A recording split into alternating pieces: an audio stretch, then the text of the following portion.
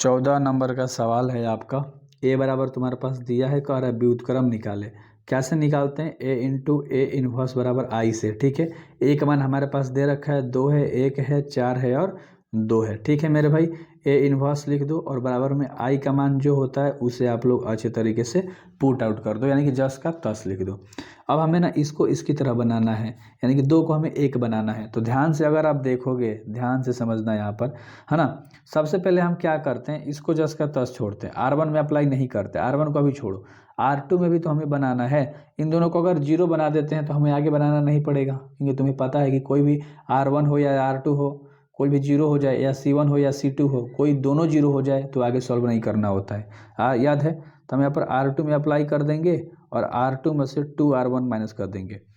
यानी ध्यान से समझो, R2 में हम अप्लाई कर रहे हैं तो R1 को तो सबसे पहले जस का तस लिख लो, कन्फ्यूजन सारा दूर हो जाएगा, समझ में आ जाएगा। ठीक है, हमने R1 को जस का तस लिख लिया। ठीक है मेरे भाई, R1 में से 2R1 को घटाना है और उसे हम लोग R2 में लिख देंगे, यानी R1 में से 2R1 को घटाना है। यहाँ पर सॉरी, यहाँ R2 होना चाहिए था, R2 में से 2R1 में से इसमें 2 का गुणा करना है। R1 में 2 का गुणा कर दो, ये 2 हो जाएगा, ये 2, ये 4 हो जाएगा, ये 2 हो जाएगा, तो 4 में से 4 जाएगा तो ये 0, ये 2 में से 2 चल जाएगा तो 0 हो गया। बहुत बढ़िया।